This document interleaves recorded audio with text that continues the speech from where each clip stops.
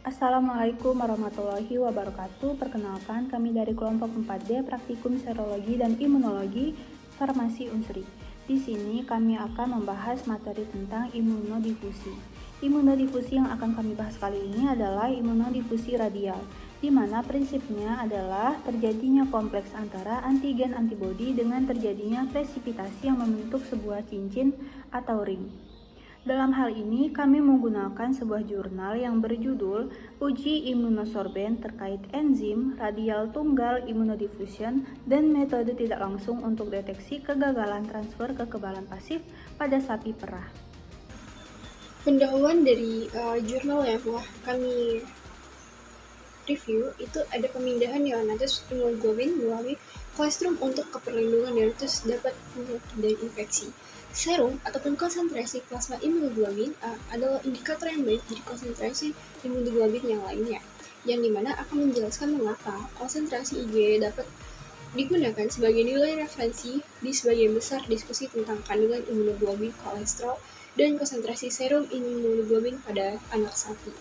Setelah itu, diagnosis kegagalan transfer kekebalan pasif atau VTPI membutuhkan imunoglobin serum konsentrasi anak sapi yang akan diukur secara langsung ataupun tidak langsung.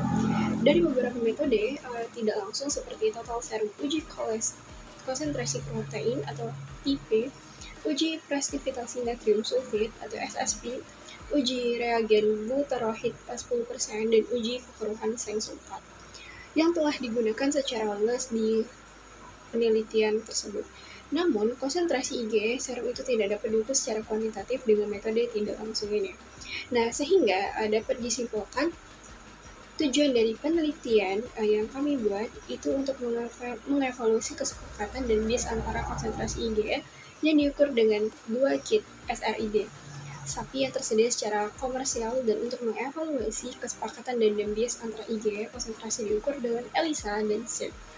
Selain itu, kinerja diagnostik ELISA dan FTPI dibandingkan dengan metode tidak langsung menggunakan analisis kurva karakteristik operasi penerima ROC dalam kondisi nilai referensi dapat dari SRID, yang dimana ada enzim link immunosorbent assay atau ELISA yang baru-baru ini akan tersedia dapat digunakan pada anak sapi, sehingga langsung mengukur konsentrasi IgE, dan ELISA itu memiliki keunggulan dibandingkan SRID dalam hal biaya, waktu, dan kapasitas untuk mengukur sejumlah besar sampel sekaligus yang mungkin berguna untuk diagnosis konfirmasi FTPI dalam sekelompok ternak.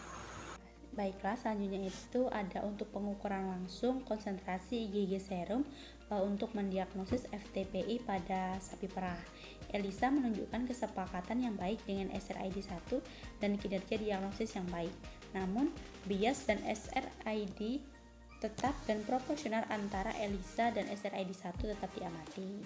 Kesepakatan dan bias antara pengukuran SRID1 dan SRID2 ini menunjukkan pola yang serupa juga, yang sesuai dengan penelitian sebelumnya pada seekor anak kuda, dan dianggap sebagai dikaitkan dengan serum referensi yang tidak setara dari 2 kit SRID yang satu sapi yang tersedia secara komersial dalam penelitian ini, seperti yang ditunjukkan oleh Hudson et al.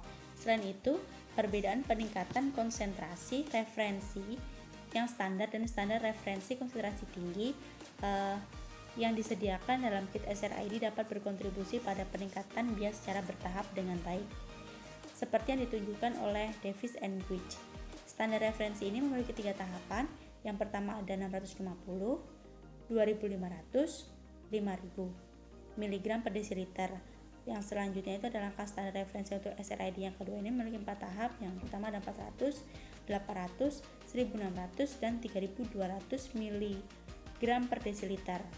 Bias tetap dan proporsional antara SRID1 dan sebelumnya itu sejumlah besar memiliki tes per piring, dan ELISA mungkin disebabkan oleh pengenceran sampel dan pengenceran serial standar selama analisa ELISA kit. Oleh karena itu, kesalahan uji potensial ELISA ini mungkin dapat diterima dengan baik secara klinis. Kehadiran bias proporsional ini diamati tidak hanya untuk SRID1 versus SRID2, tetapi juga untuk SRID1 versus ELISA dapat membenarkan penggunaan konsentrasi IgG yang telah diubah log untuk blend outline. Baiklah, itu tadi penjelasan dari kelompok kami sehingga dapat disimpulkan bahwa tingginya AUC, sensitivitas dan spesifisitas ELISA karena kemampuan ELISA untuk mendeteksi konsentrasi target yang sangat rendah seperti protein dan peptida. Meskipun protokol ELISA kuantitatif, IgG sapi terdiri dari banyak langkah, termasuk lapisan dengan penangkapan antibodi, pemblokiran, konjugasi deteksi HRP antibodi, dan reaksi substrat enzim, analis waktu 4,5 kali lebih kecil dari SRID. Baiklah, sekian review jurnal imunodifusi radial dari kelompok kami. Apabila ada kesalahan, kami mohon maaf. Saya akhiri, wassalamualaikum warahmatullahi wabarakatuh.